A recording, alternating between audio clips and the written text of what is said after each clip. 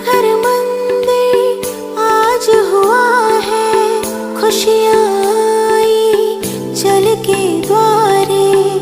आगमन के शुभ घड़ी आई, आ गए सबके पालनहारे।